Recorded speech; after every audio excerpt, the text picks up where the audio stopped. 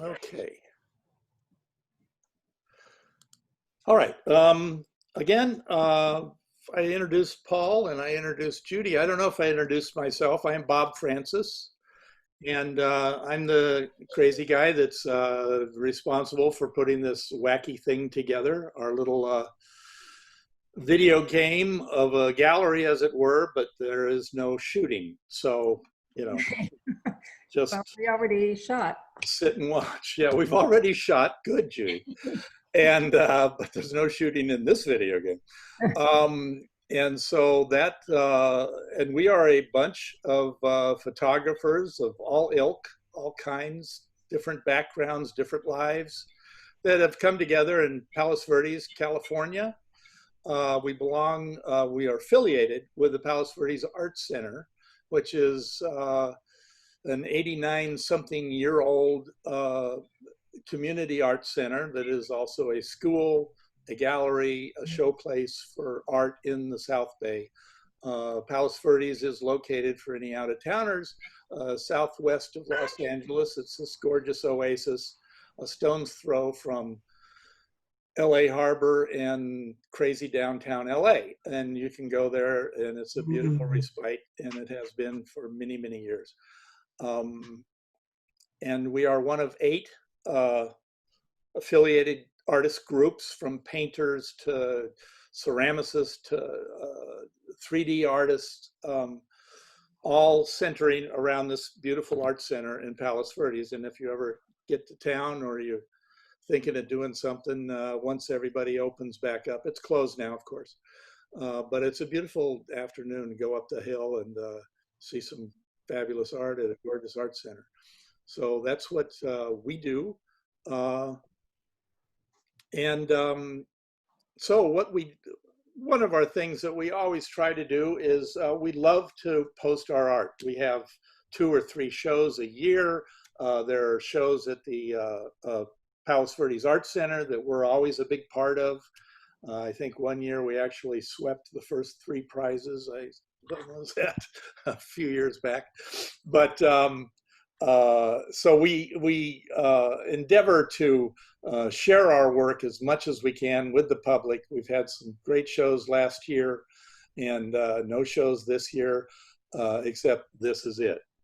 And Palos Verdes Art Center right now has a summer show. So if you get a chance to go to PV Arts, what is it, guys? pvartcenter.org. Right. Okay, go there. They have their own summer show that they're doing. I don't think it's as cool as ours, but it's a fine show nonetheless. And you could go there and see what that art center is all about. So with that, what do you guys think? You want to move along? Go for it. Okay. We will do that. I'm going to share my screen now, and hopefully I don't have any dirty laundry sitting there. There it is. There's my dirty laundry. Oh, shoot. I had this before. Okay. Bear with me, people. It'll be fine.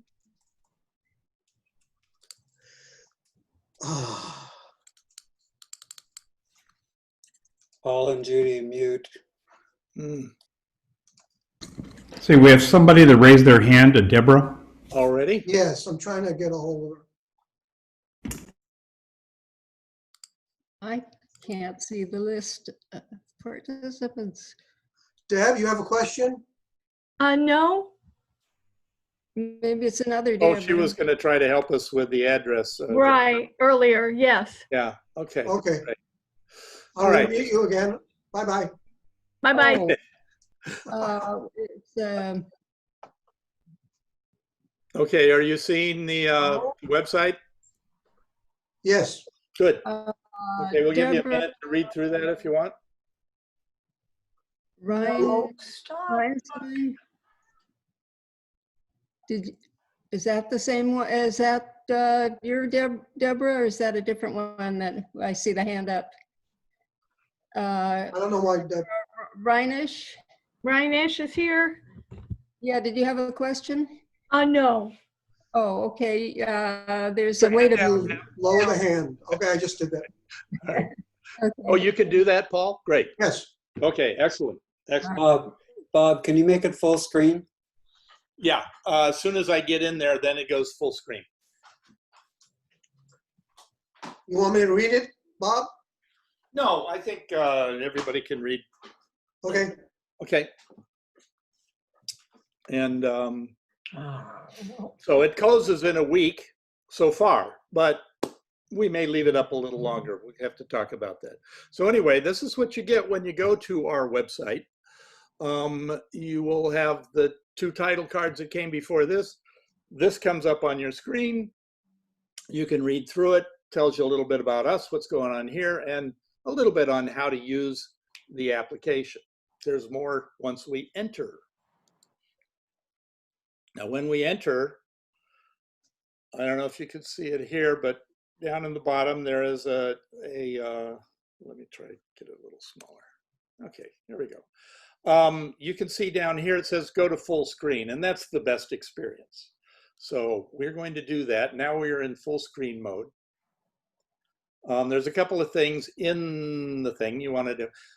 You can click on this to take a tour, and it'll show you kind of how to use it, how the ins and outs of using this application or this platform.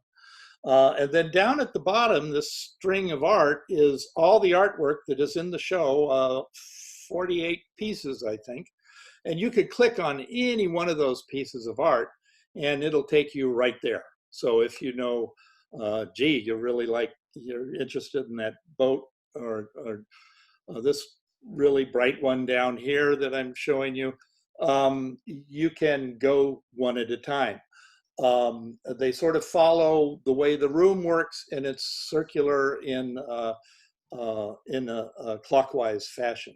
And then we have little ghost people that we hired that will stand there to help populate the room so you don't feel real lonely.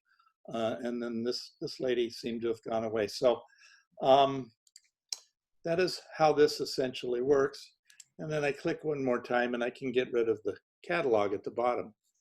Now I can go to our first piece, and you just click on it like so. I don't know if you can see my cursor. And it'll take you straight to that. And this tells us something about Palos Verdes Art Center. Beverly G. Alpay Center for Arts Education, nonprofit community visual arts school and galleries inspired to create, appreciate, and celebrate art. Since it was founded in 1931, PVAC's exhibition, education, and outreach programs have made the visual arts available, accessible, and affordable. PADA is one of the 8 active artist groups affiliated with the Palos Verdes Art Center. And down there is the Art Center's website and our website. And so to the art, which is why you're all here. And just so you get rid of me just as soon as you can, we're going to start with my artwork. This is Phalaenopsis number 7. This body of work that I'm doing, I've been doing it for 10 years off and on. I have several dozen different items, but it's my deep dive into botany. And these are all items. These are in this particular case, is the moth orchid. This is something they sell by the truckload at Trader Joe's and other florists. Very popular orchid, which is lovely when it's alive. I certainly appreciate it. We have many at the house. But when it dies, it does something spectacular, which is it does a very, very elegant decay. And so I've been, this is number 7, I believe. Yes, I have 4 that are in monotone, and then 3 others that are, 4 others that are in color. So I guess there's 8 actually. And it is very highly, has a very high resolution. So even this doesn't do it justice, but you can go way into this thing because these are massive files and they are massively detailed. And so there's not a lot of other meaning that I give to it other than just this incredible appreciation of nature and its incredible complexity and beauty. That's just what I love about these pieces. The next one is Brumansia. This is a tree that has these extraordinary blossoms. They're a pendulous-like flower. They hang directly down, and they are probably, I don't know, 8, 9 inches long. And then they hang down, and then they sort of flare out at the ends, and these are the ends that you can see. It's kind of like a dress or a skirt even. So hence, this particular picture is you looking up that skirt, and that's the Brumansia. And again, it's an extraordinary statement of nature that I've just always appreciated. I have hundreds and hundreds of captures and dozens of these pictures, and when I get a goodie, I go for it. And these are 2 of the goodies. So that is my work. Someone has a question in the chat room for you. Aha, please. Could you read it? Hold on, I lost it. I wrote Can you it, so tell us how you took these photos? That's from Michael Cinnamon. Oh, how I took them. Yes. These are actually items placed on a high quality flatbed scanner. It's not very large. Most of these are smallish items, but it's designed for scanning film, slides, things like that. Really high end. So it has very high pixel count, and that's how these are taken actually. So it is a camera. Down in the bottom of the any scanner is a little lens that is focusing the light that it sees on the platen. And so these are live specimens that or dead that are laid on the surface or suspended above it, as was Brumansia. Bob, Yes, sir. Angela Sherp said she loves the texture. Yes. And Jody Starkman said color, texture, light, and the way they pop off the black background, wonderful. Yeah. You should see them in person. Yeah, how big do you usually print them? I will print them anywhere from in the 12 to 20 inch range. And I have, I made a print of Hibiscus, one of my other early pieces, that was 5 feet wide. So they print enormously and they retain incredible clarity. Normally, if you take a photograph and you blow it up extremely like that, something like 60 inches wide, it gets a little soft, and then you have to stand back. So so the bigger the print, the more you want to stand back. But these actually will hold up if you keep standing there and looking at a 5 foot print.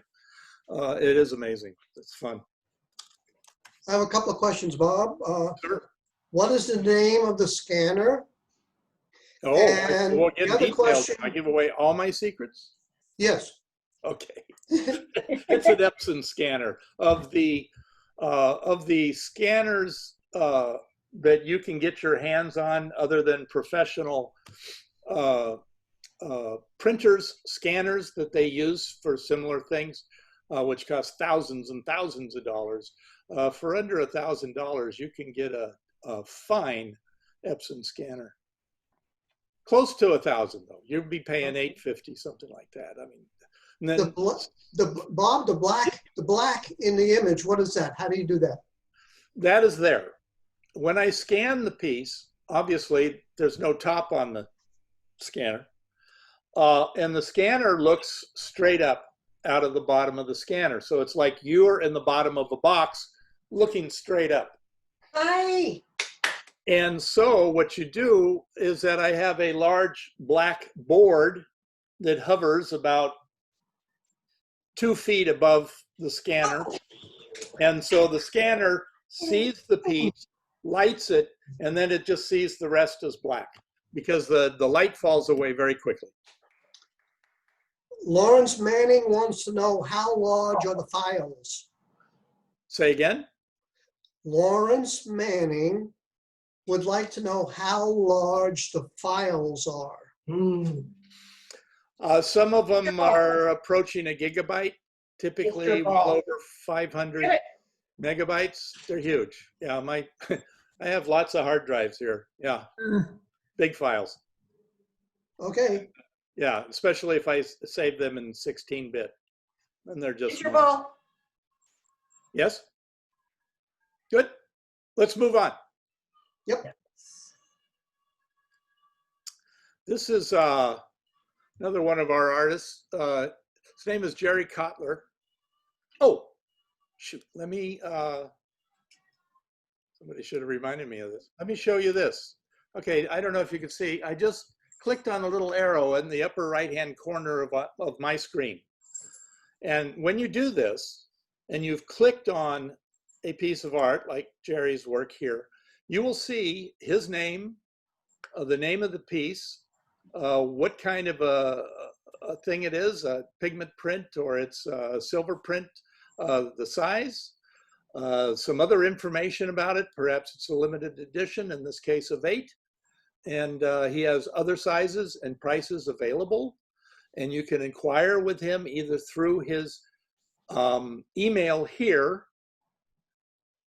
and you can see the price that he's put on the piece.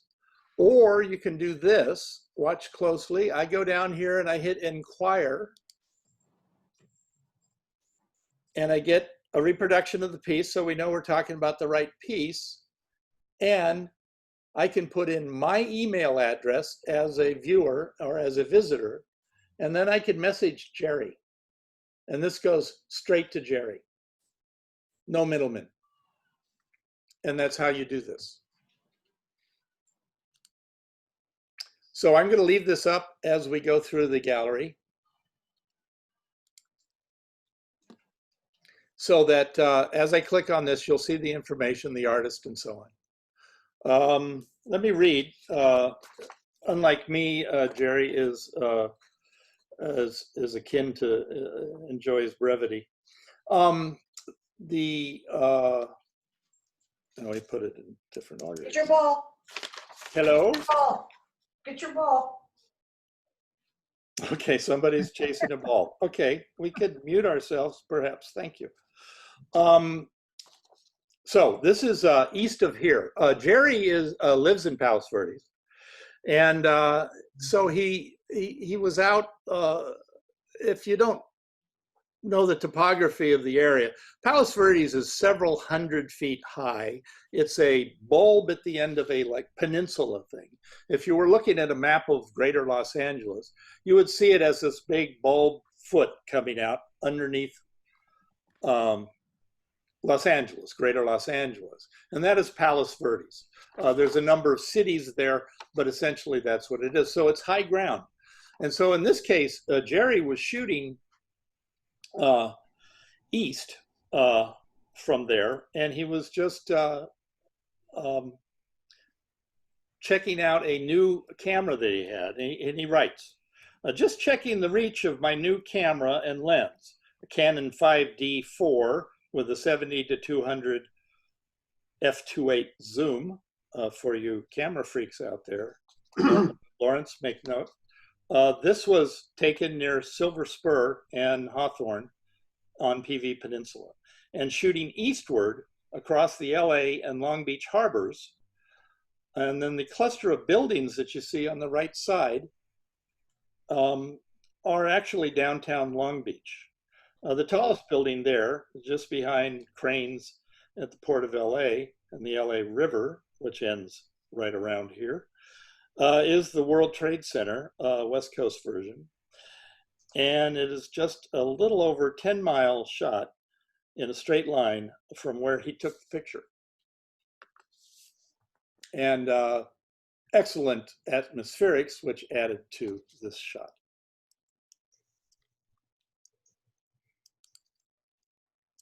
Ooh, go back. Sorry. This is Lunata Bay. Come on, you can do this. We lost the picture, Bob. We see you. I What see. We don't see the gallery. Speak for Still yourself. sharing. Everybody else good?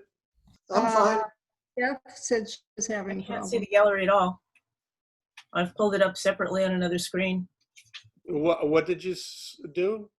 You should stay with the Zoom. I am with Zoom, but I've got no gallery, so There is no more gallery. We can see you drinking a nice glass of wine. yes, same here. Nobody can see me. I'm not sure what the problem is. Other members, could you please give me some input here? Are you seeing what you're seeing? I see the gallery. I'm seeing the, I see the picture of Lunata. Yeah. I see Everybody, the Doug? picture of Lanata also. good. I Good. see the picture of Lunata also. Yeah, I'm people are not saying sure. that in the chat. Joelle, I'm not sure what I can do to help you on this. Maybe Okay, I'll go try. out of, maybe go out of the meeting or leave the meeting, come back in perhaps. Oh, here it is. Ah, Right back. I can boom. find it. change to speaker view. Speaker view. Oh, yeah.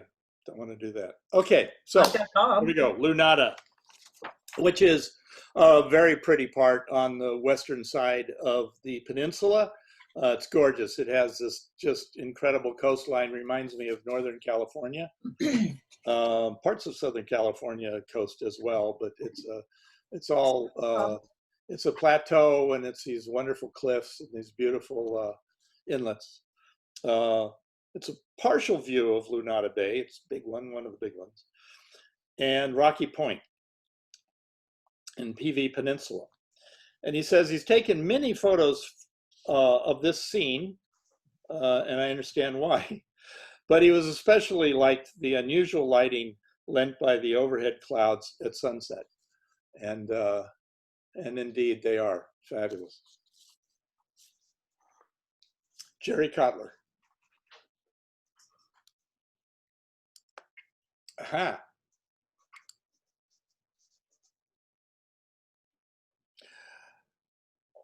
Madame Atkins, please.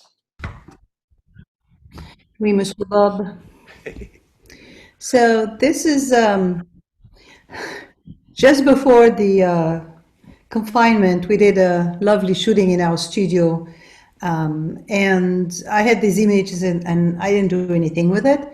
And with the confinement, my brain started to turn into mush and to that what you see. So she is in the studio, and I just basically played with different filters and options in Photoshop until I got what I was feeling at the time. So this is the story of that photo. Marvelous. You want me to go the other?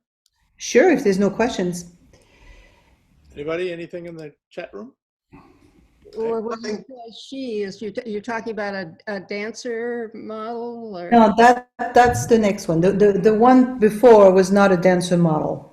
This is actually no. This one is not the dancer model. I'm lying.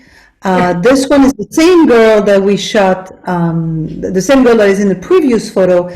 But I've been fascinated with movement in still images and worked with a few dancers, which none of them are dancers. None of the photos are dancers in here. And basically had this, got a few toys, if you want to call them that way. And this one is a light whip. And I had Nicole moving on the backdrop and capturing the images as she moved. Now you cannot see, you could see, there's a shadow of her on each side of the picture because this is a mirror image. I took basically the same image and put them together because they remind me of two dancers having some moment together, some dancing together. So this is what this image is about. Beautiful. Thank you. Yeah, absolutely. So Bob, it might help if you click on the individual image instead of just moving towards it. Well, here, you mean this? Is that working for you? That's good. Yep. Paul, hit it. Hit it. Okay. This is a work in a body of work that I've done. I've worked with this model 3 different times. And her name is Kira, K-I-R-A. And I asked the model to act like a cat. And so I set up a board and she played, and we had several hours of shooting, and 2 images are in the show in that series. And several people have asked me how I got the black and white to be so ethereal. I mean, it's not like real almost when you look closely at the image. And technically, I used 3 different layers.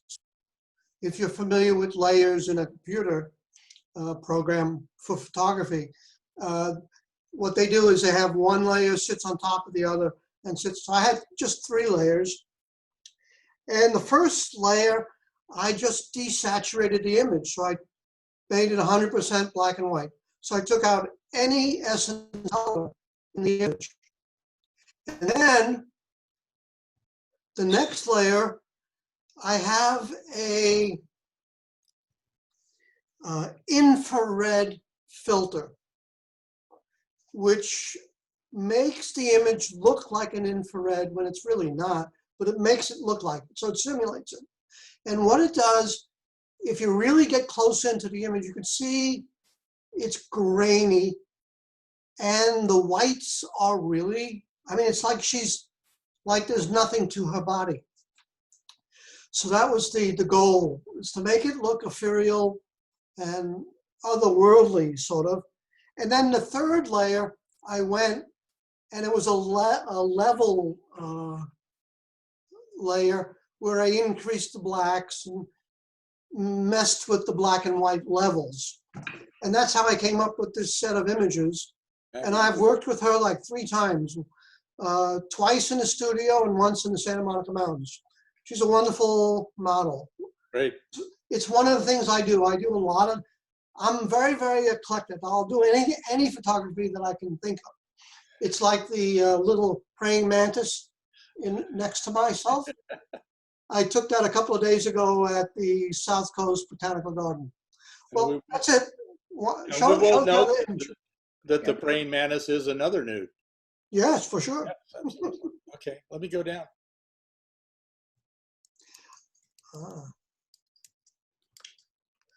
So this one is called Dead Cat. I mean, it's like a cat, lying dead. And she was playing and doing different things like a cat would do. And the first image was on the prowl. Well, that's it. Any questions? Say that again, Paul. You broke up a little bit. Oh, just the last couple of sentences.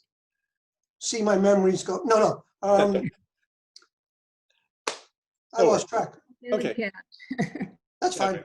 I think she's acting like a cat, and it's right. Yeah, she's acting like a cat, and the whole series was cat poses. Yeah, she's fabulous. She's great. Yeah. Beautiful. Thank you. Yeah, I got a comment saying the body looks like a pencil drawing. Yeah, it does. Yeah, so that's good.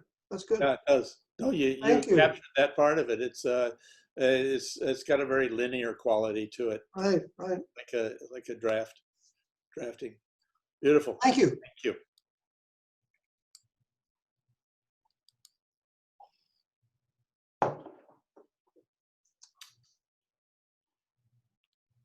Webb, are you there? No, I don't think he's here. Oh, shoot. Well, as I recall, this piece was something he was shooting down at the pier. I don't know if we remember which pier this was. This Huntington Pier? Huntington Pier, yeah. Huntington Pier. And he said, that, just a short little brief thing about this. He said, this has taught him to don't ever quit shooting something, because he was shooting the pier through sunset, spending the afternoon studying this marvelous forest of pier pilings. And he said he was packing up, and then he looked back and he saw that all the lights had come on near the pier, the parking lot, on the pier, things like that. And he said, that's where he found this photograph. So, you know, always look back when you're leaving your shoot, because there might be something there. And that's what he explained in the last, when he was explaining this work. It's done classic black and white.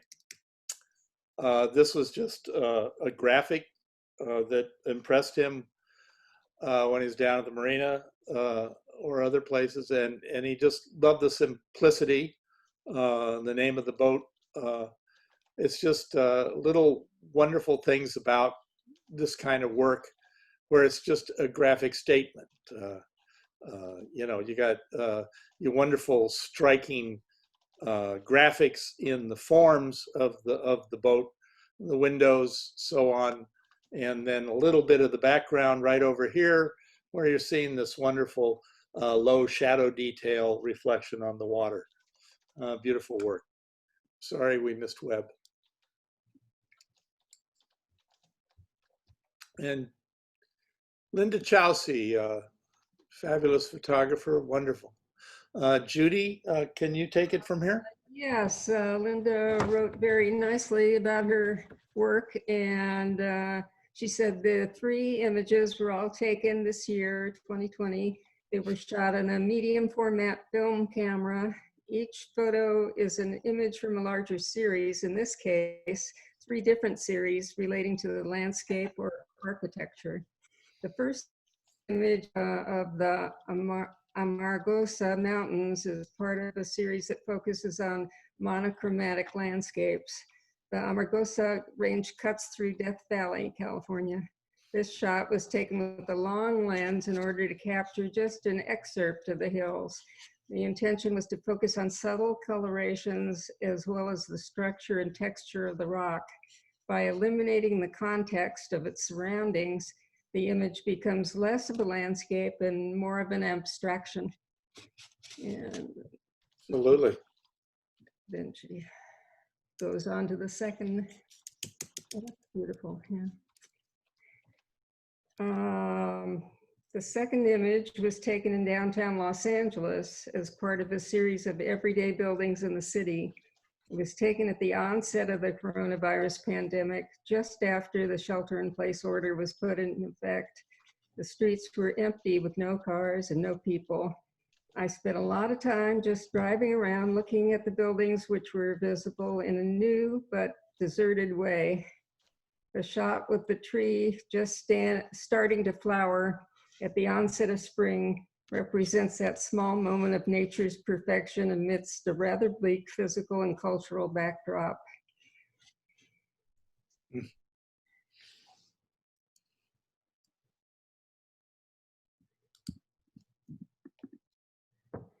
And this last one is also one of a series, an ongoing series on the city of Trona. Trona, located in the Mojave Desert, is a mining town that was built around 1914. Today it's boarded up and deserted. This is a shot of the service station on the main highway.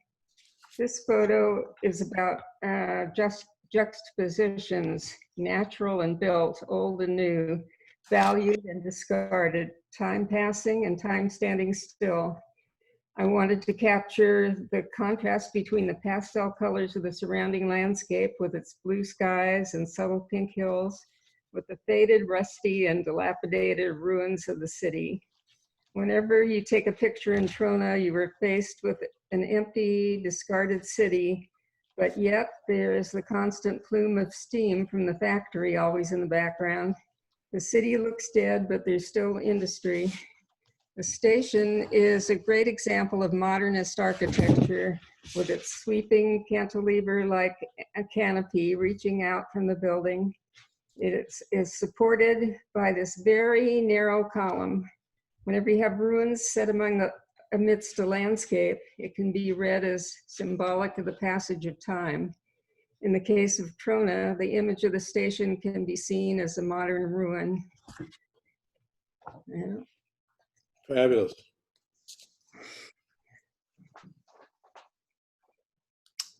Moving on.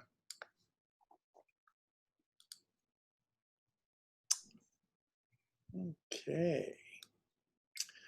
This is Jerry Fleury, who could not be with us today.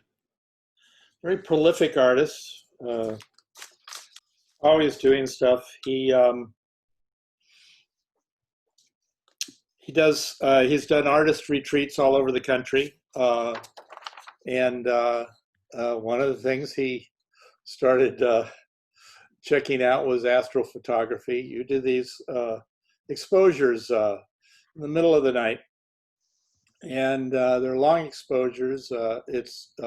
They're even more rich when you can include the environment, as he has done with these looks like yucca cactus, and that's pretty much where he was. I think he was out in Yucca Valley, and I believe Paul Blyden might have been with him on this one. I'm not sure. Yes, but I was. they have done this before. So it's a fabulous piece of work. It's just great. There's not a lot of combining of images.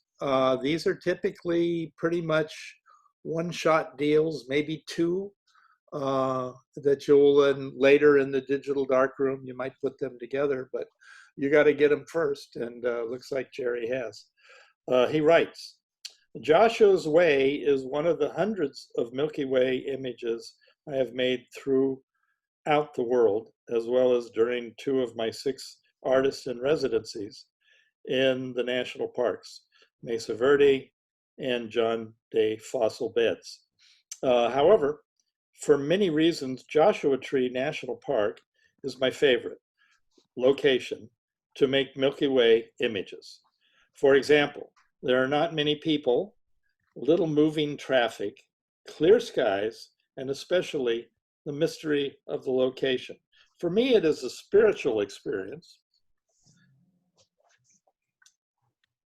Be it alone in the park on a quiet moonless night, hearing my heartbeat, Joshua's Way illustrates so much for me. The feeling I have when I'm making Milky Way images in Joshua Tree National Park. So there you go. It is a moving experience. When you see the heavens like this, boy, you really count your blessings. And Kim Lewis would like to know how long the exposure was. Paul Blyden, could you talk to that? I was there with him. We were shooting pretty close to each other, and he was doing about 20, 25-second exposures. Mm. And he had his ISO, I think, around 3,500 to 4,000. And but when you're out there, you have a lot of time to play because it doesn't move, you know, not like a bird. And so he tried different applications for different images. So on this particular image, I'm not sure, but that was about the range, 20 seconds. And I did the same thing, around 20 seconds. Yeah, it's something like that. If you go much longer than that, the stars will start to streak. Yes. Yeah, because they do move. Right. Albeit slowly, but in a half a minute or a minute, they'll really start to streak. Right, right. And you can have an adapter on between your camera and your tripod, which will follow the stars, and then you can shoot for several, 5 minutes, 10 minutes, if you wanted to. If you want to spend several we didn't have $1,000. that. Yeah, it's not for the faint of heart. But that's what telescopes do. They're motorized. They move with the stars. Yeah, right. Beautiful, beautiful. Okay. and for something completely different. Lightning in the desert. This is fabulous. This is a great catch. You can't just walk out there and do this. You've got to study it. The beauty of this piece right here, this cloud formation, the saguaro cactus. This is, I believe this is in Saguaro National Park in Arizona. Yes, of course. And it's lovely. I mean, you see the rain blast down here that you're looking at just to the left of the cactus. Beautiful clouds late in the day. Jerry writes, I made it a point to visit Saguaro National Park in Arizona at the end of August in 2019 when the monsoons are at their peak, mainly to capture this exact image that I had envisioned before leaving home. I arrived in Tucson around 5 p.m., checked into my hotel, and headed for the Saguaro National Park. When I got to the park, I saw this electrical storm in the east. With the sunset at my back, I plopped down my tripod, adjusted my 50mm tilt shift lens. For geeks, I could explain that if you're interested, and pointed the camera where I last saw lightning. After a few test exposures, I clicked off an additional 300 exposures, capturing lightning bolts in about 5 of the shots, which is probably pretty good. 300 to 5 is probably pretty good for lightning. All this in 45 minutes, after which I wondered what I was going to do for the next 5 days. I had planned to be in the Tucson area. Beautiful capture. Amazing, fabulous. All right, moving on. We're going to go to wall 2. Okay, Rodney Boone is not able to make, he has a work arrangement that he had to take care of. So he gave me a write-up on these images, and I'll read you his write-up. These 2 photos by Rodney Boone are from a series of 15 abstract images called Chinatown Rorschachs. These photos were taken during a Sunday stroll through LA's Chinatown when most of all the stores were closed and shuttered. On one such shuttered storefront, Boone found a series of small ink blot-like images that he carefully captured with his camera. It's his theory that someone had painted the security shutters, but then rolled them up before they had a chance to dry. When the shutters were pulled open again, they revealed these semi-symmetrical ink blots. Rodney Boone is a psychologist and says that early in his training, he was taught to use what was called the Rorschach ink blot test in assessments of personality.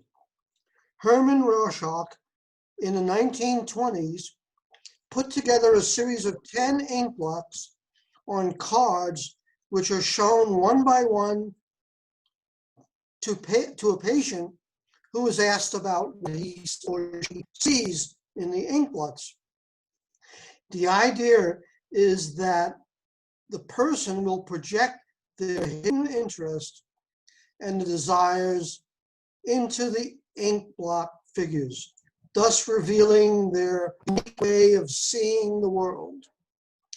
The test is very controversial.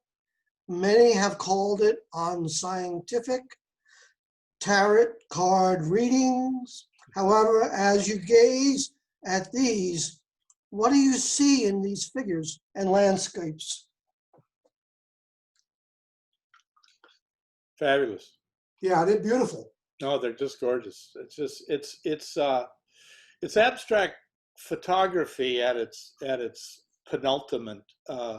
It's where you come in on something so close or so bizarre that you have no reference to that photograph, but the imagery is photographic, i.e., this exists in the world. And when you come in on something like this, it transcends photography. Mhm. Some of the greats that used to do this, Minor White, used to take these amazing photographs of peeling paint and such. It's great, and this is. Someone wants to do wants you to do a close up of that. Oh, sure. Which one? Yeah, click on the image. Sure. Let me do this. Yeah, so the dark line down the center is the space between the slats. Right. And this entire photograph is maybe 3 inches wide. Right. Yeah. So it's macro photography. Did he- Yeah. I missed it if he explained in his statement how these splotches occurred. Did he mention that he thought it was freshly painted blinds that were pulled Yes, up? he thought they had, it looks like it, that they had freshly painted and then closed the blind, the shutters. And then when they opened up, the small areas where the slats came together rubbed against each other and caused this beautiful art. Yeah, it's pretty cool. Yeah, it's interesting. It is a bloody Rorschach, because if you look at an area like this, and you go over here, that is a damn near a mirror image of it. So it's amazing. Mhm. I suppose possibly it also could just be moisture. Sure. LA at night can get pretty wet, and it might just, or perhaps the place they had the shutters closed for a really long time for some reason. God knows. But it's fascinating. I love stuff like that. You just find it and you go, wow, what is that about? Yeah, Angelica Sherp made a comment. She calls it process turned into art. All right. Well done. A simple statement. I really Very good. Very No, good. well said. Well said. Thank you. Thank you so much. Okay, Mr. Wheeler, we're coming up on you, boy. Is he here, please? I didn't see him. Nope, he's not here. Oh, Oh, shoot, because this is the art that needs perhaps the most explanation. You want me to explain it? Huh? Would you like me to explain it? Would you like to take a go at it? I'll fill Sure. in. Okay, go ahead, Paul. Thank you. Okay. Tom Wheeler goes out to the desert, the high desert, and he takes images where he is part of the image, or he makes something that's part of the image that's not naturally there. And he does long, long exposures. And what he did in this image is he lay down along the rocks and put a flashlight on his arm and lit up his arm. And then he moved, and he did it 1, 2, 3, 4, 5, 6, 7 times in this one image. So what he has done is taken part of his body and put it into this environment. And he calls it COVID Block 2020. Kind of a mysterious, eerie effect. You can tell how long the exposure was because if you look at the stars in the sky, they're long streaks. Yes, absolutely. You can see that. That's what I was talking about before. Right. and So you don't see the rest of his body because he's dressed in black and moving. Yeah. And Right. So he's moving, and he has he doesn't show up because he's moving quickly from place to place. So Yeah, the that- other one is another interesting Tom Wheeler, he calls it dimensional tube. And what is the mountain range that he's at? Do you remember? San Jacinto Range is out near Palm Springs, I think. Okay. Yeah. maybe. Well, there's in this image, you see a hill, which is part of a burn to keep water in the heavy rains from, Yeah, it's a wash. Yeah. wash. So what he does, he takes a square of clear plastic. So it's a square of clear plastic. And then he takes a light and he causes the light to reflect on the image. And then he runs with that piece of plastic up the hill and over the top of the hill. And his camera is sitting in one place, and it's just a long exposure. And I don't know how he comes up with this stuff. It's just amazing.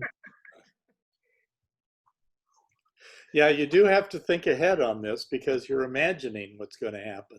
Right. He doesn't know what's going to happen. Yeah, exactly. I mean, if I went out there and tried to do this, it would take me a week. But he knows now because he's done these amazing works all along. Very, very respected. He's been in many shows all over the city and other places. They're fabulous. They're just they're ethereal. The one thing I always enjoyed about Tom's work is if you can see these originals, the mountains and the stars and all the imagery in there is so beautifully rendered. And then you have this juxtaposition of this strange, I don't know, ethereal, ghost-like aberration. Go to his work. You will see some fun stuff with beach balls. He'll take a scene like this and he'll put like 20, 30 beach balls out there, each one lit. It's a lot of fun. It's great work. It really is. Yeah. So he goes out and he'll shoot all night long and then come back home. Yeah, and then go to work because he still works. I think there's a viewer that's asking that we might want to speed it up a little bit. Okay, sorry. Okay, Gary Callos. Paul, were you going to read on this? Yes. Okay, this is Gary's explanation. QP, New York City. Yep. So he says, my daughter moved to New York City about 4 years ago, and I am there quite often and walking the streets and looking for unusual images. When I spotted this store window filled with the Cupid dolls, I found it to be wonderful, but creepy at the same time, a very New York City image. The arrangement and quality of the dolls was outstanding, a must-have for my Streets on New York series. Absolutely. Fun. Yeah, a lot of fun. Here's something a little closer to home. Yeah, I love this one. His explanation. Yeah. When I first saw the image, I didn't understand what it was about. But then I read the explanation and now I understand. Yes, absolutely. Because I lived in Manhattan Beach myself. I have lived in Manhattan Beach. Oh, this is called Manhattan Beach Pier 2020. I lived in Manhattan Beach for a long time before it became trendy. And I am always looking for ways to show the new Manhattan Beach. I remember a photo that ran in the local paper in 1978 that showed a downtown street and every car, 20 cars on the street were VW Beetles.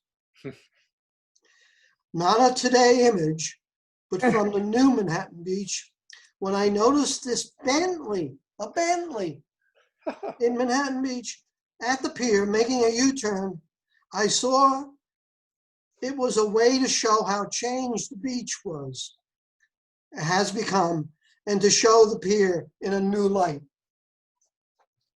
Absolutely. From Volkswagens to Bentleys. That's what's happening in Manhattan Beach. We're doing it. That's what it goes. There's not a house in that town that's less than $1 million, even if you wanted to tear it down. Right. Pretty crazy. Yeah, I sold mine a few years ago. Yeah. I now have my retirement set. Yeah. Great. Marvelous. Okay, Mr. Anderson. A lot of people want you to explain this. I shall try to explain it. First, welcome to everyone for joining us here. I've been working over the last 2 to 3 years in what I'm going to call a constructed image. And these images are based around photographic mosaics. The mosaics are multiple layers, each layer being open or incomplete. And the idea behind the mosaics is to loosely resemble some reference image. I've written the algorithm that builds these mosaics myself.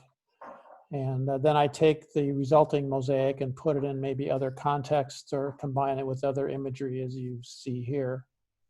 So this image began life as a picture, an exterior photograph of a shopping center, actually down in Jakarta. And there's a connecting elevated walkway that connects that shopping center to an adjacent, much larger shopping center. And it turned into maybe a space station looking thing, as you can see. The mosaic technique so far has been most useful when I'm trying to do mosaics of things that have strong geometric patterns in them. It seems to be the thing that works best. So lately I've been doing shopping center interiors and exteriors. And the adjacent image, the other one, is the other topic or the other subject matter that works pretty well, which is urban landscapes. So those are the two kinds of subjects that I've been spending most of my time on. And Bob, go to the next image. Sure. Yeah, you can scroll over and see. And that's a shot of the, started life as a shot of the LA freeways and turned into kind of a jumbled downtown view. And perhaps given the current world situation, these are going to be somewhat appropriate for the current climate. So that's my description. Marvelous. Thank you. Thank you. Any questions? Anybody? Okay, we'll move along. All right. Suffice it to say that this engineer man designed the algorithms that he uses to create these images. So it's original work for sure. Beth. Beth. Is she unmuted? She had to go out and come back, and maybe she didn't get, yeah, she didn't get unmuted. I can't do it. Keep unmuting and it keeps getting muted. Oh, Okay. Okay, there we go. Thank you, dear. Thank you for hanging in there. No problem. It took me a while to get back. I lost the feed for a while. This is one of 2 pictures that are in this exhibit that are from a larger work called the Owens Valley Suite. That's what I call it. And these two are from what I call the movement of from Route 395. 395 starts around Hesperia, where the 14 ends, the 395 begins, and apparently it goes all the way to Canada. But this is on the northern end of the town called Lone Pine, which is in the Owens Valley, the foothills of the Eastern Sierra. And it's cattle country, strangely enough. It's both movie land and cattle country, and the cattle country is really there. Found this hanging on the post while we was wandering down the lane of Narrow Gauge Road, which is one of the northern edge, on the northern edge of town. And you can't see them, but there's a ranch in the background and there are cattle somewhere in there. But it pretty much shows you get a sense of the life of what people are doing outside of Los Angeles. There really are people out there doing things that are different from the things we do out here. These are actual working ranches, so it's an interesting difference of life. Absolutely.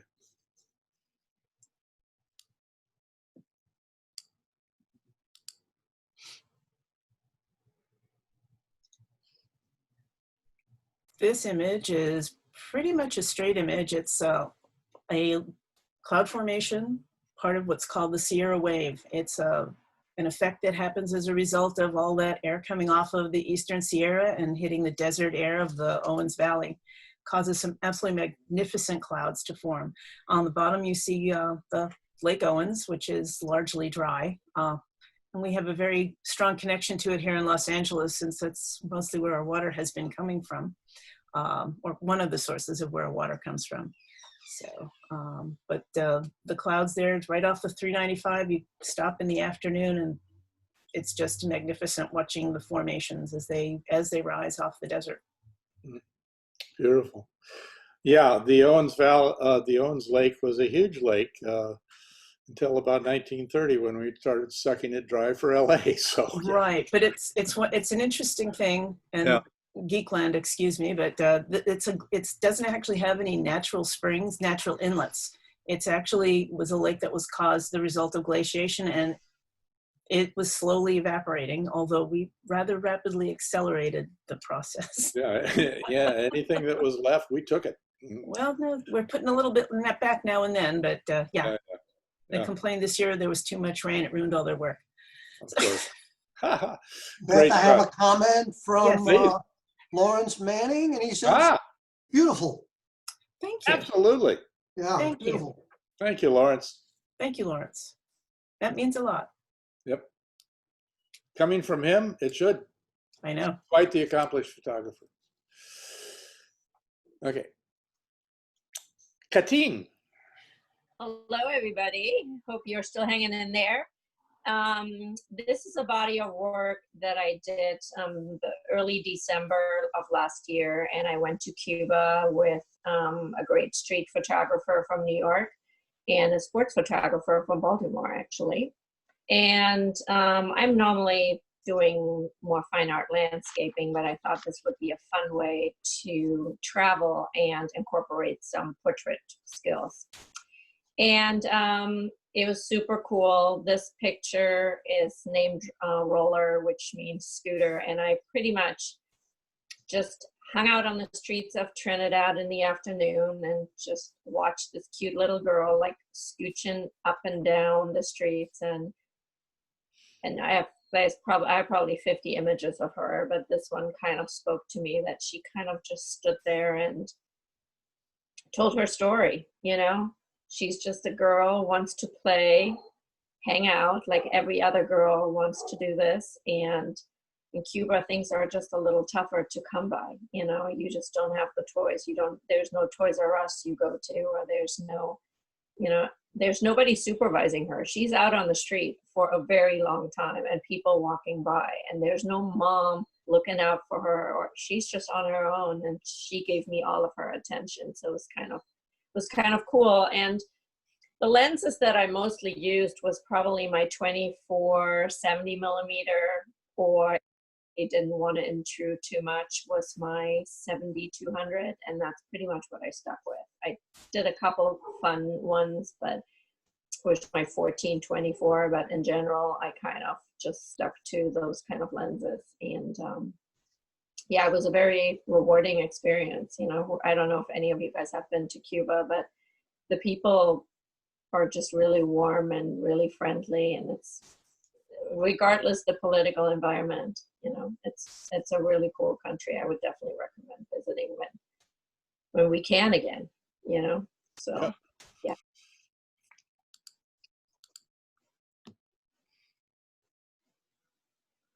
Yeah, and this image is probably almost more photojournalistic in a way because it's political. You know, the political aspect of Cuba is censored. You know, there's free expression in art, but let's not make it political. So people, like, I traveled with an artist and he was painting all ice bears, and they all represented something. So he shared a little bit of what the artist community in Cuba is really going through. And so anyway, but this is this artist, and if you look straight ahead behind the scooter, the mural, like 2 + 2 = 5, well, clearly it doesn't, right? But what he was trying to impress on people is in order for us to have free speech, we have to come up with our own equation, you know?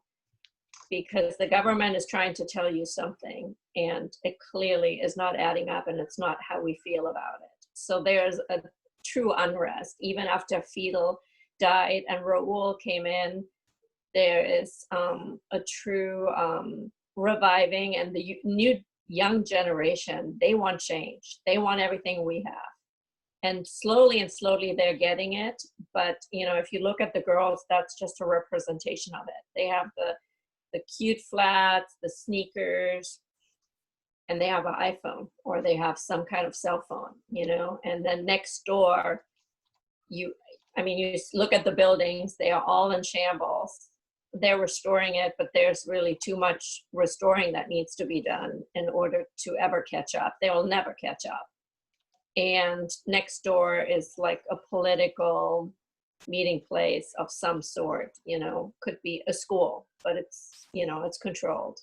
You can't just do anything without the government having their hands in it. It's all government. So yeah, it was a really cool trip. So I have thousands of photos, and to choose 2 of them was quite a task.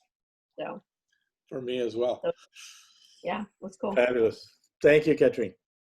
Yeah.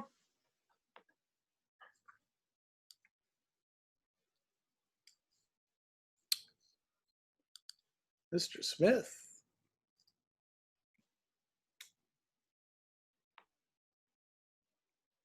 Is my friend Patrick out there? My apologies. Thank you for joining us this evening. With the COVID era upon us, I enjoyed travel photography. I'm an engineer by trade. Digital photography sort of is that merge between art and science.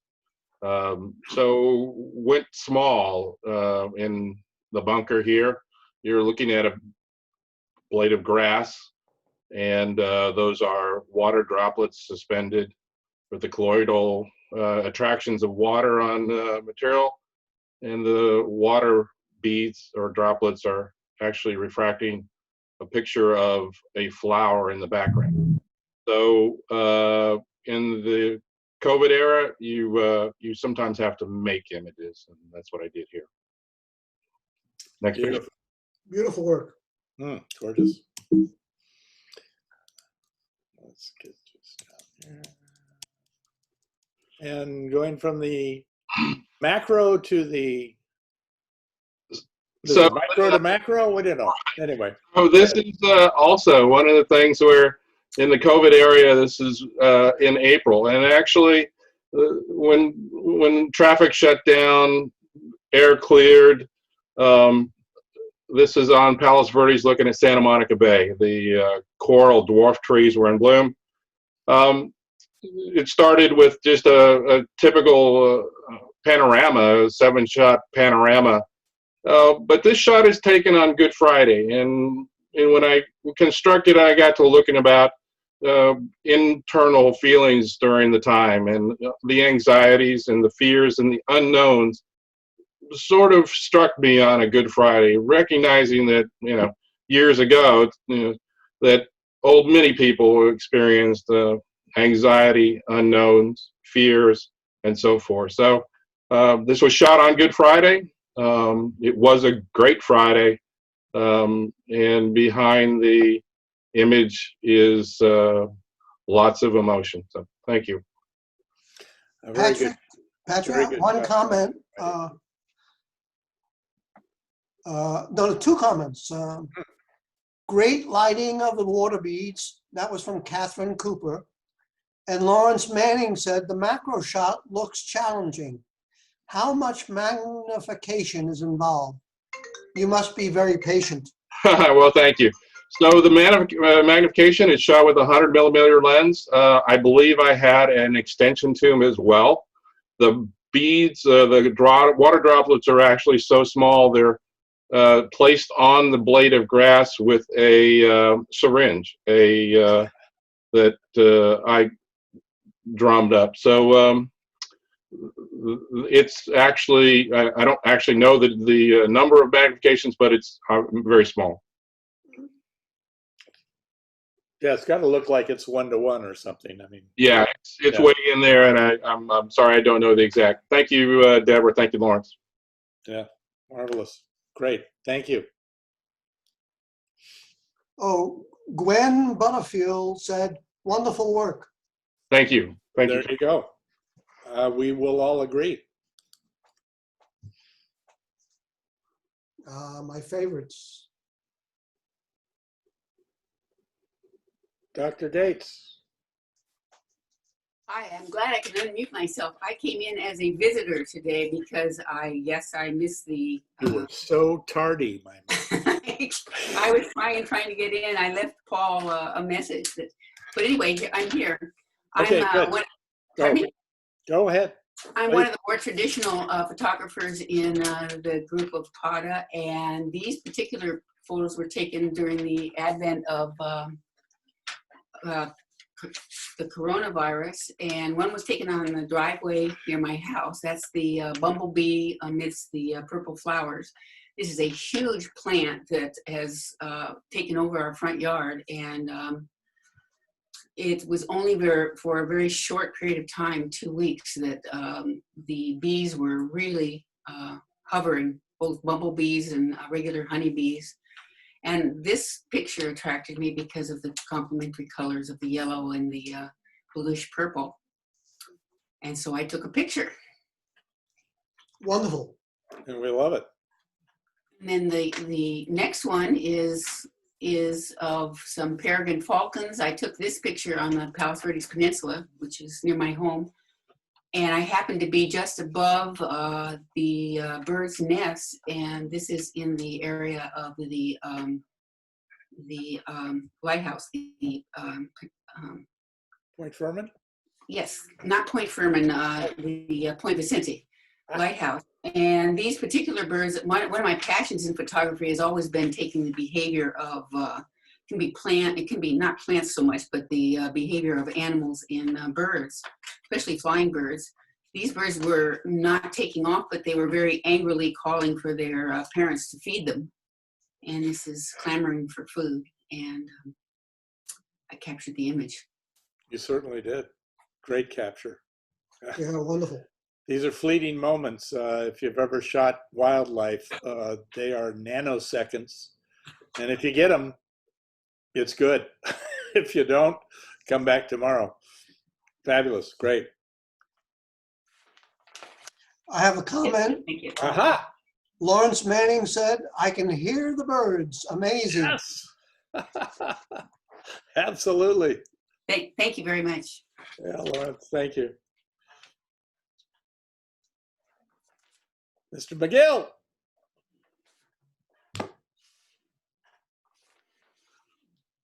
Unmute yourself. Can you hear me? Yeah, we can hear you. Hear you now. Oh, okay. All right. All right. I've always been fascinated by Southern California lifestyles and the car culture also. And I do a lot of car things. I was a graphic designer and illustrator in aerospace. And anyway, we had a previous picture. The guy was talking about Manhattan Beach. And this is Manhattan Beach. It started off being a commission. And the commission was for a Corvair Monza convertible to be at Manhattan Beach with the lifeguard station for 8th Street there and a volleyball net and etc. And so I did that, and it was a lot of fun. I did a lot of photos of the beach, started putting things together, getting the waves just right. A couple of renditions of the lifeguard station. The commission was a success, and so I took the Corvair out and I put a VW convertible in it. I feel the VW was more appropriate. And a better car, I might add. I had a Corvair. Okay. Yeah, I thought the Corvair was very neat, but There aren't very many of them around. No, they kill people. Yes. It go wheels up easily. Yeah. Anyway, this has been a popular image, and I've sold several metal prints of it and canvas prints of various sizes. And I like beach scenes and car scenes, and so I do occasionally a commission to do them. I use photos for reference, sometimes pieces of photos. The sky there started out being a photo. I put everything into Illustrator eventually. Sometimes it takes a long time around through Lightroom and Photoshop and various color changes and filters. But then, you know, putting everything together, when it all comes together, it's all vector art. Fabulous. It's totally scalable. Go to the next piece, Doug. Okay, this is a Warner Grand here in San Pedro, and it had its 80th birthday a few years ago, and I did a depiction of it to sort of celebrate that, and at night, and it was in the 30s, and so I did what a noir look to it, and gangster car, like a in this case, what was it, a 33 Duesenberg, I believe, put in there. Worked from a lot of photos of Duesenbergs that I found at car shows and things like that. The challenge was getting everything to kind of piece together and look correct. Illustrator. I did on the marquee Jimmy Cagney movie for the time. Let me see if I can zoom in on that. Yeah, there it is. Lady Killer. James Cagney and Mae Clarke. Fabulous. Thanks, Doug. Okay.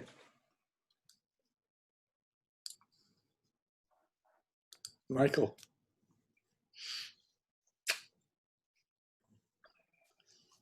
Hello and welcome. My name is Michael Cinnamon. This is a very powerful photo. I invented a technique. This is shot with a macro lens, and I use no computer manipulation or layers or Photoshop. This is one shot JPEG. I use sunlight and either a newspaper or a magazine image. This one depicts what's happening in our culture and in the United States specifically right now. This is a Black woman who appears to be emerging from 400 years of oppression. You can see the shadow of the bars and what looks like concrete or some kind of a wall that she's breaking through. And so this photo really spoke to me. You can see that's called oppression in the news. And so I feel it's a very powerful, interesting photo for the times. Absolutely.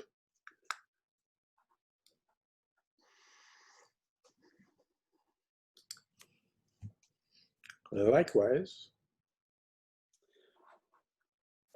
Yeah, this one's shot with the same technique. And so it's a macro lens, 100mm macro lens. This image is, I use the camera handheld, and it's about an inch away from my subject. And so this is incredibly close and blown up. If you zoom in on it, you can actually see the pixelations from the newspaper. This one's called Transformation. This is a group of people seemingly blindly following each other through a church stained glass window, not knowing what the outcome will be on the other side, with onlookers looking on in either dismay, disbelief, or in incredible belief of what's happening. The image from the few people in the front makes it look like there's starlight on them, or some type of a lighting that's happened to them after they've made it through the stained glass window, with lots of people following in the background to try and achieve the same thing.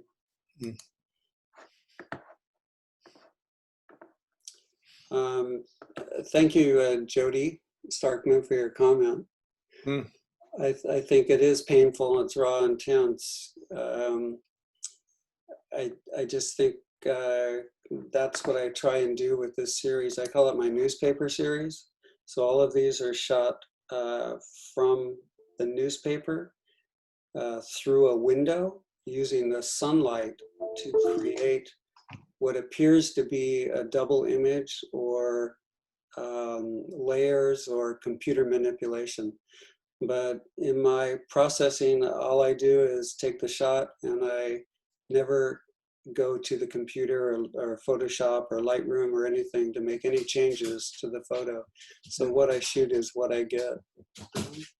The happenstance that makes these images is quite interesting, in that it is both sides of the given sheet, which, whether it's a magazine or a newspaper, and they are juxtaposed by the happenstance of the printing process. And this is just fascinating to me, that you find these, and again, it's sort of a theme that runs, I think, through the work of these artists and millions of others, I assume, that it is the moment, it's the happenstance, it's the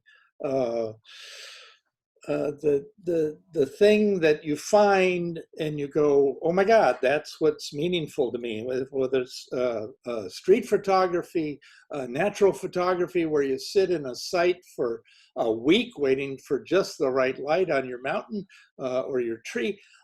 It's at the moment. It's the moment, and then it's taking that moment, capturing it, and giving it meaning. I think that's what's important in a lot of this work. Thanks, Michael. Michael, I have a few comments. Deborah Reinisch said the newspaper series is amazing. Thank you, Deborah. And Lawrence Manning, I don't know if it's a question or a statement. It says the newspaper is illuminated from behind. And obviously that's true. Yes. And then Angela Sherp said, happenstance in the image is metaphor for life and human condition. And Lawrence came back and said, amazing. Yeah, true. Good work. Thank you. Thank you, guys. I really appreciate it. Brilliant. Keep it up, Michael. Oy.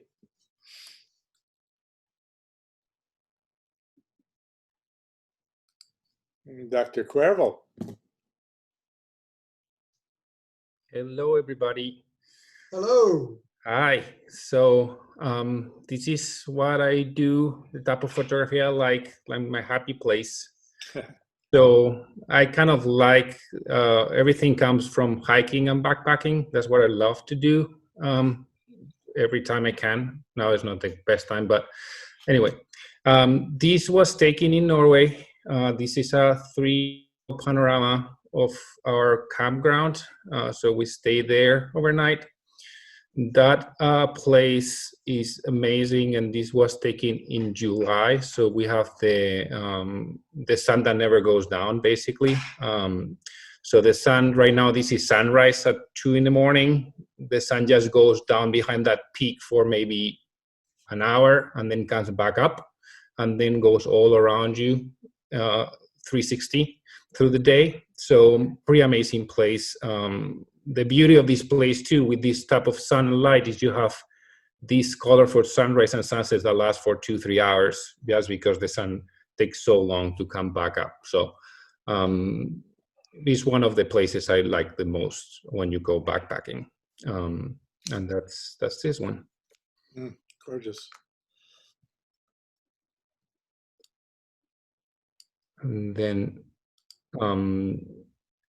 this is one of my favorite trees.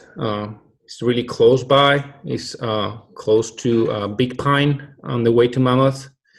It's a small park that not many people stop by. It's called the Ancient Bristlecone Forest. And these are one of the oldest trees in the world, over 5,000-year-old trees. This one is really, really nice when you see in person, just because you are over 10,000 feet up in the upper Sierras, so you can see all the ranges on the back. And it's just the textures of these trees are amazing. They come like almost like a Tim Burton movie or something. Yeah. And it just, I love how it looks. I mean, you can shoot it from any location and position and looks good every time. But yeah, this one was taken with a little zoom just to make it compress the background a little bit, and have that juxtaposition with the mountains in the back. So it's taking about 70 millimeters.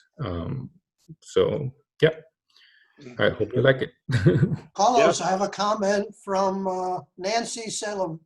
She says, "This reminds me of a Dali painting." Thank you. It's true. It's true. I think we're looking, Carlos. We're looking back at the White Mountains. Is that not the White Mountains in the back? Are you looking? No, the trees and the White Mountains. This is the Eastern Sierra in the back. Okay. Yeah. So the trees in the actual White Mountain in the top of it. That's right. Okay. Yes. Beautiful. Another comment, Carlos. Lawrence Manning said, "I love this image. It's surreal." Yeah. Thank you. They are the most amazing. I saw those way back when I was in art school. We went on a trip, and the professor, we called him Doc Rock. He was a geologist. He took us up to see the bristlecone pines, and I was just astounded by these amazing specimens that outdate Jesus by thousands of years. And they've been up there all that time. It's an amazing thing. You got to do it. It should be on people's bucket list, I think. Yeah, that's what I think. And it's really close by, easy to access. Like from Big Pine, it's literally 30-minute drive up. Heading to Mammoth is worth a stop for sure. Oh, it is. If you're ever going up towards Mammoth or Mono, or even the backside at Tahoe or Yosemite, you got to take the turnoff and go up and spend a couple hours up there. Amazing. Yeah. Fabulous. Thank you, Carlos. Thank you. Oh, I have one more question, Carlos. Yeah. From Bruce Watson. Are they living? Are these alive or? So they are alive. I'm not sure if this one specifically is alive because I've never seen leaves on it, but there's other ones that are alive and 5,000-year-old. This is not the oldest one though. The oldest one is actually a secret location, so to protect it. So most of them are, and what they'll do is that you might just have one little branch that still has life on it, and the rest of it, of course, is dead for hundreds of years. But it is most of them have some life in them, and it'll just be up a little branch, on the side. It's desperately dry up there, so they get almost no rain. But it is an amazing thing. Thousands of years. Yes. Yep. Amazing. And no termites, I might add. So it's incredibly windy, and that's what gives it its shape. Oh, it does. It's cool. It's brilliant. You just have to see this. It's just brilliant. Judith. Okay, hi. I'm Judy Herman, and I steal other people's art. But all art is, you know, based on what you've seen before and taking a twist on it. But I've been taking a gallery visiting class that met weekly until the recent incident since 2002. And that's with Jim Murray, formerly with PV Art Center, now kind of independent, I guess. Anyway, so this is actually at PVAC, and this artist was, I forget, it was a mix between a science experiment and an art installation. And I'm sorry, I forget what it was supposed to illustrate. But there were different colored lights shining on a succulent, and I don't know if they could measure how the, you know, it affected the plant growth or anything like that, because they were rotating, you know, not real fast, but fairly fast. And it made all these interesting patterns on the wall, these colored shadows. And then I, of course, hyped it up a lot in Photoshop. So that's my twist on someone else's art. And the next one is also, you know, influenced by other artists. If we could go to the next one. Bob seems to be offline for some reason. Uh-oh. Well, I'll start talking about the other one, and you can imagine it, and then see if it looks like what you I'll give him a phone call. So the other one, I was influenced by one of the PATA members, Michael Cinnamond, with his doable images from one sheet of a magazine or newspaper. Thought that's interesting, and I tried putting different magazine pages up to the window, and then I remembered I had, on my various gallery tours, I had seen someone else who had done that very similar thing earlier. It was, there we go. If we could see that image. I remembered that Robert Heineken, who founded the photography department at UCLA back in the early 60s, had taken magazine pages and put them on a light table and used the images that happened to come up in between. But then he also inserted whatever images he wanted to. And of course, he didn't use Photoshop because there wasn't any such thing. There wasn't digital back in the early 60s.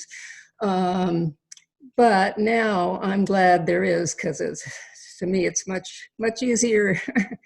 And so the center image was from holding a magazine page up to the window, and it was from the New York Times T magazine, where they have all the glamorous fashion images. And I thought, this looks like kind of a dirty old man looking at this young girl. You know, I read some of the fashion models are really only 12 years old, and this one looks like that.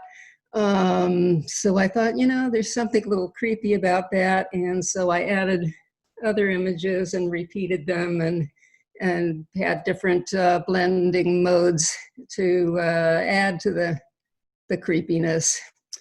And so maybe it ties in with the 1970s and 80s pictures generation, where they critiqued the popular, you know, images. They're flooding our consciousness with the advertising and, you know, critiquing the mass media.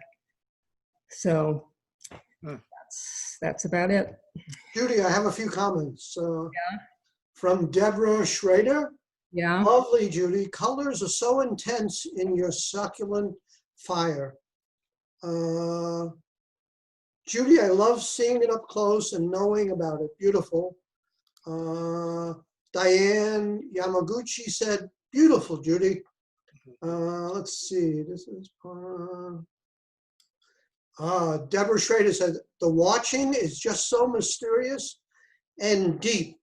I love how you look at it and see different layers. And Lawrence Manning, so this is both analog capture and digital post-processing. Well, I didn't capture it analogly. Right, no, I understand. But the process has been done that way. I don't know how the original magazine photographers, I doubt that they use film anymore, but who knows?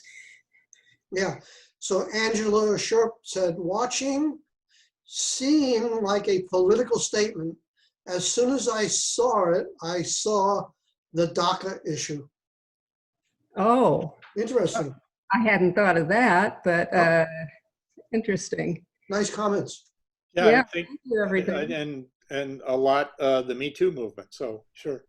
Yeah. Yes. Very, sure. very topical. Yeah. How prescient of you. Well done, Judy. Great. Thank you. Oh, Lawrence Manning came back and said, I mean with a camera and then computer work. Oh, okay. That's what he meant. Okay, Okay. Moving on. moving on. Getting late. Judy, you're going to help us with explaining Ariel. Yes, these are works by Ariel Swartley. And if you read the introduction to the show, she's the rock critic turned UFO documenter and other things. But these images, whoops, yes, let's read the right script. Okay. Because I look for patterns in pictures I take. I use layers of varying transparency and add colors with gradient maps in order to create motion and perspective. Repetitive shapes allow me to dramatize the tension between the rectangular frame and the camera imposes, and the fluidity of natural objects and landforms. But that's just technique. The goal is to create pictures that are tactile, sensual, and mysterious. These images began on a transatlantic flight in late 2019. Some landscapes were foreign, like Greenland's half-frozen fjords. Others, like Western mountain ranges, were familiar and well-loved. Yeah, the brown one is the Western mountain ranges. At first I saw the images as window frame vignettes or sequences of subtly varied terrain, but once the stay-at-home orders came down, I began to look at them differently. With no prospect of flying anywhere soon, my old desire to know just where we were and what was beneath me seemed irrelevant. What I saw instead were magical lands, all unobtainable, no longer verifiable by experience. They look on the brilliant colors and shifting shapes of dreams or hallucinations.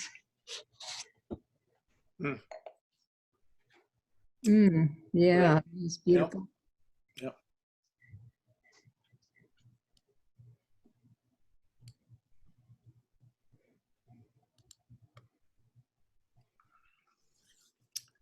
Robin, are you with us? No. No. Just so our audience knows, these are the last two. No. Yes. Robin, and then there's a couple more. You want me to explain this? Yeah, go ahead. Give it a shot, Paul. Robin Young does a lot of composite work. This is an image taken down at the beach where you have these fences that hold back the sand dunes. And she layered several of them on the image and then colorized it. So it's simply a manipulation of what she saw. So you can see the wires holding the bands of wood together. That's about what she does on this image. Yeah, great. Yeah, a lot of it. It's called Fence. Yeah. Oh, Next one. How apropos. And then this is. This is ribbons. And it's really a composition of several images. It's really an abstract drawing using a photograph and a computer to add color. So I'm not quite sure what the different layers started with, but it's called ribbons, and it's an abstract image. Well, it's the Peterson Museum. Yes. Oh, right. Saw it on the Peterson Museum in downtown LA. Right, I forgot that. It's rad, kind of crazy looking thing. But yeah, and then she said that's what she started with this. And then she rotated and overlapped and had some fun with it. Yeah, she plays with the image. Yeah. In my view, this is more attractive than the Peterson Museum. Yeah, I agree. So, good job, Robin. All right. All right. And we're going to jump the door and we're going to go to some classic black and white to Mr. Stinson. Are you with us, sir? No, he didn't sign in. Oh, shit, he did it. Okay. Anyway, sorry, excuse me. John has been photographing for like his whole life. He's a man of a certain year now. And he started with large format photography, classic black and white photography, studying under the auspices or the bar that was set by giants of original classic black and white photography in the middle 20th century. That's what he ascribed to, and in these two pieces, that's what he does. It's fabulous work, and it dates back quite a long time. Again, this is not digital work. This is digital only in that we're showing it to you because he has digitized an image that was originally, of course, captured with a field camera loaded with black and white film and processed in a wet lab and turned into a print. And then John has reproduced that in digitally so that we can share it right here. But if you went to see John's prints, you would see original silver prints, no doubt, that look fabulous. And that's what this is, as well as the other one that he shares with us, which is a beautiful composition of cacti. And these are the things that in the 20th century in particular, and then John spans that time up until now, and then he goes way back. That's what this stuff is about. It's brilliant, it's fabulous, it's large format camera, it's silver halide based art, with the film and the prints that they made. It's an art form never lost and always enjoyed by anybody that enjoys photography, because it is the history of photography. It's where we all started with this stuff. So anyway, appreciate that marvelous work. And thank you, John, for being part of this. Mr. Don Adkins, could you share with us some thoughts about your work here, please? Sure. We live, my wife Joelle and I, who you heard earlier, live 2/3 of the time here at the beach in South Redondo. And we're fortunate in that we have a large studio space upstairs where we're able to explore things in a really cool studio fashion. We live 1/3 of the time in Paso Robles, in one of the wine areas. Don't have a studio there, but we have something we don't have here in Redondo Beach, a lot of land and a swimming pool. And so I had a commissioned work last year, commercial work, which was shooting a wine label for one of the wineries in Paso. And the theme of it was, of course, Drop Dead Legs, which was going to be featured on a bottle of Grenache. The model happened to be the assistant winemaker for the winery itself. And after we scheduled the shooting in the morning, and then in the afternoon, knowing that she had not only great legs, but just an overall great look, I said, hey, after the shooting, you want to come over and have some fun in our pool? Love to do some pool images of you. And she's like, what do you want me to bring? I'm like, bring a white dress. And so this is basically her just having a simple white dress and having fun on a nice hot afternoon, playing in the pool. I have, of course, my pro level equipment is Canon EOS based pro equipment. But for swimming pool, I do not have an underwater housing or underwater pro equipment. So this is basically taking a consumer grade camera, one of these Ricoh cameras that runs about $300 retail, shoots I think a 16 megapixel image, and taking it underwater. And first time ever shooting underwater where it's hard to stay down. And so I had basically my wife helping me out, sitting on, kind of holding me down underwater while I was shooting the model underwater. And then after a minute and a half or so, I'd go ahead and tap her to, let me come up for air. And we did that over and over again, and basically shot for about 40 minutes in the water and created a whole suite of images. This is my first ever attempt at shooting anything underwater. And I think you did well, sir. Yeah, Oh, great. Thank you. Thank you. And I primarily do music industry photography, so I'm going to take it to the next level now. We're going to be up there again in a couple of weeks. I'm going to have a sort of 80-ish themed band that has a lot of bright colors to everything they do. They're sort of like a Cyndi Lauper band type on steroids as far as the color is concerned. I'm going to do a swimming pool shoot of this band, and it's going to be very colorful and very wet. This time I'm getting the underwater camera. And just make sure that the guitars are not plugged in. Thank you very much. Exactly. Yes. There's that joke about my parents. I didn't know if they liked me or not. They gave me a toaster for a bathtub toy. Yeah, exactly. That could be the end of the shoot pretty quick. But Exactly. interesting as well. Okay. Thank you very much. Sure. That's marvelous.